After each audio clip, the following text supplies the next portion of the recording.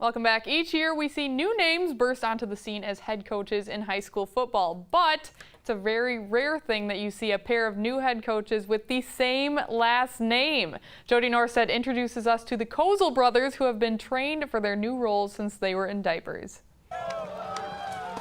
It's an atmosphere players long for. That team environment. 1, 2, 3, and the encouragement from a coach. Cover 2 underneath, 3 over the top. That makes the team feel more like a family.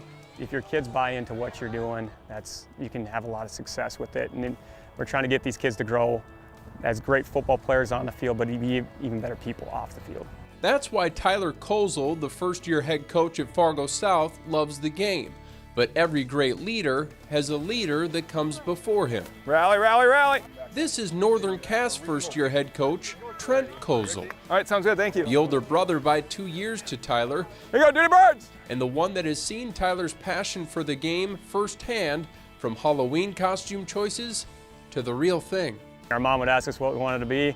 We'd always be football players. We just add a different jersey each and every year, whoever we had that given year, and that was our outfit of choice. We had our football field, baseball field in the backyard. I mean, we were super competitive. We had neighbors across the street that had about the same age gap. And it's usually Trent's friends against my friends, and obviously being younger, we thought we were a little bit better than his friends. So Trent actually gave me a handoff for my first varsity touchdown, so that was a pretty cool memory as well.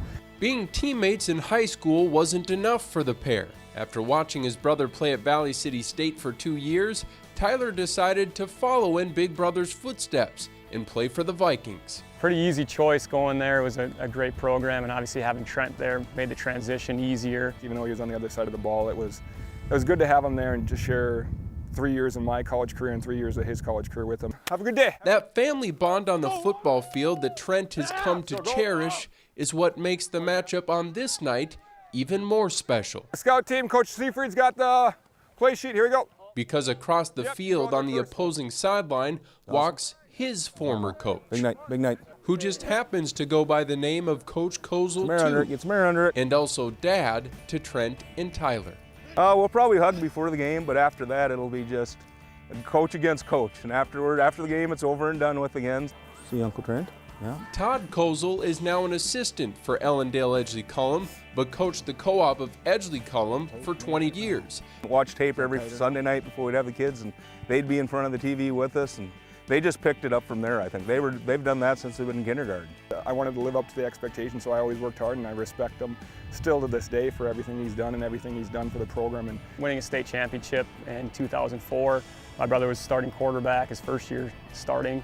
And my dad did the second state title. That was absolutely awesome to be a part of that experience.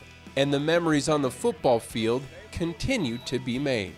The people in Edgeley, they'll tell me all the time how proud they are because they'll see stuff about Tyler in the paper or on TV or something, and they'll hear stuff about Trent. And it's just nice that people say, hey, we're so happy for your kids that they're succeeding. To get the opportunity both to be head coaches, both our first year as a head coach in North Dakota is pretty cool, and I know my dad's loving it. And I think our background of our exposure to the coaching at a young age has helped us get those skills that are needed to be a quality head coach and lead program.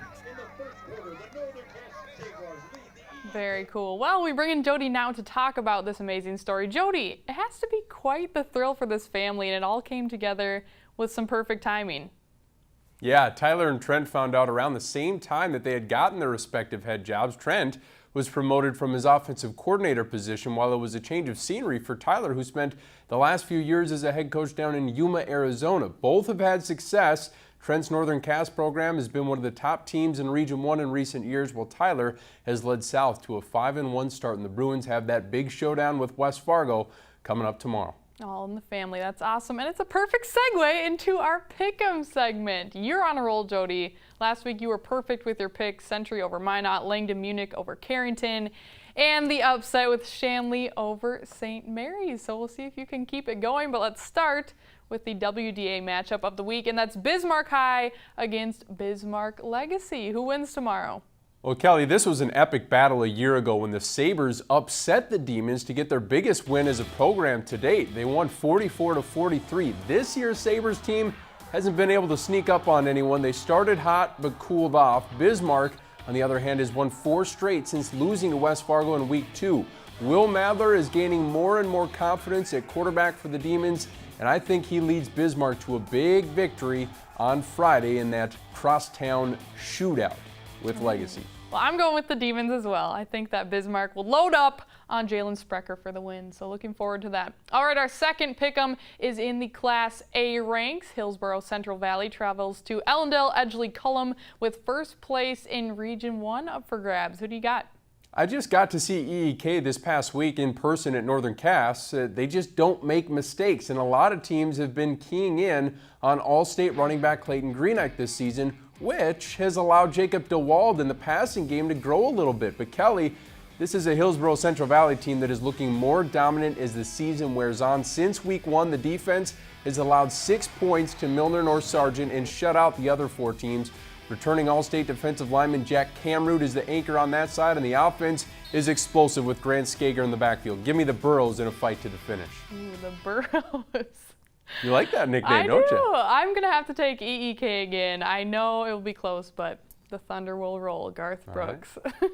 All right, well, our final pick'em has last year's state runner-up New Salem Glen Ullin heading into Shiloh Christian for the Region 5 championship on the final week of 9-man. Jody, will it be, oh, great mascots again, the Holsteins or the Skyhawks in this one? Oh, yeah, you love it. Shiloh Christian has won 40 consecutive regular season games dating back to 2012. The Skyhawks are stocked with talent. Jaden Mitchell has been tremendous at QB. Don't forget about defensive end Bartholomew Ogbu, the NDSU commit that also plays tight end. I actually think New Salem Almont Glen Ullin might be the better team right now, but I think the Skyhawks are going to find a way to get it done at home. Okay, I'm going with Shiloh Christian. I feel like they're on a roll and they're going to keep it going. So thank you so much, Jody. You bet. Time to segue into our South Dakota picks with Jason Andera, our high school expert. So let's start with the big game in the ESD. It is Pierre and Mitchell. Who do you got? All right, let's do it. We're going to go with this big game, and it's going to be not only for bragging rights in the conference, it'll be for seeding in their class. I think this battle to watch right here is between the quarterbacks. Peyton Zabel for Pierre. He keeps elevating his game. He's thrown for 250-plus yards per game and 20 touchdowns so far this season to just 4 interceptions. He's looking really good. And on the other side of the ball, you've got a much different quarterback.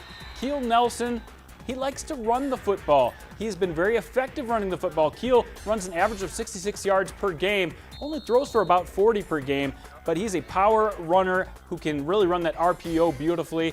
He's got Carson Max, Drew Kitchens, a lot of guys in the backfield who can break big plays as well. It's going to be a great test for both teams. However, got to go with Pierre in this one. I think that they're the team that's really turning it on at the right time and will be the best team in 11AA. I disagree. I'm going with Mitchell. I covered them all the time last year for Mitchell. varsity sports, and they never lost when I was there at home. So I'm going with Mitchell in this one. Go Colonels. All right, our second game, looking at this, T at Madison. Yeah. Oh, this is going to be a good one. What do you think? This game has always been good. The last year they split. Of course, T did not win the championship game in the Dome, but last week they really struggled to score points against Del Rapids. I think that they're going to be able to move the ball a little bit more effectively this week against Madison. But will they be able to outscore the Bulldogs? I'm not so sure. Last week, the Yankees put on an absolute clinic. Josh Giles delivered the football to everyone across the field. And this Madison team, maybe not quite as deep as last season's outstanding group, but they're still very dangerous. I think this game will be close. And I think, I'm going to surprise you here, I think the T-Titans scratch this one out in the end for a regular season win. I can't pick against the Bulldogs. I'm going Bailey Millen's squad. Okay. They are number one for a reason. So. They are. I've been very impressed by them. All right.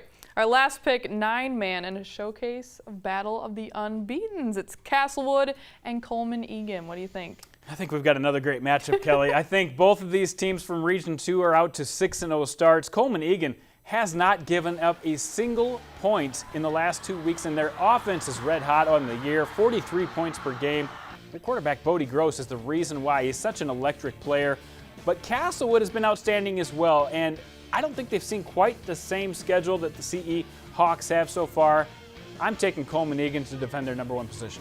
Well, I'm going with Coleman Egan, too. We agree. We do agree. I picked all the favorites this week, so wow, impressive. All right, thanks, Jandy. All right, you bet.